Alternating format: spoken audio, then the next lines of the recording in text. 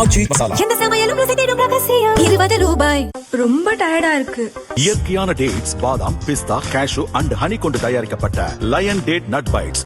தெற்கு வங்கக்கடல் மற்றும் அந்தமான் கடல் பகுதிகளில் நாளை தென்மேற்கு பருவமழை துவங்க உள்ளது. வழக்கத்தை விட 5 நாட்களுக்கு முன்பாகவே இந்த ஆண்டு பருவமழை துவங்குகிறது.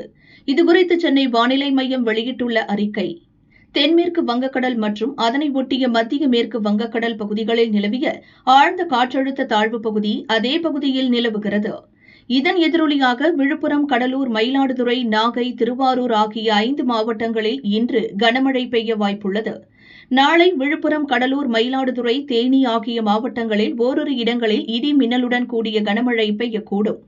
நாளை மறுநாள் திண்டுக்கல், தேனி, கோவை மற்றும் நீலகிரி மாவட்டங்களில் ஓரிரு இடங்களில் இடி மின்னலுடன் கனமழை பெய்யக்கூடும்.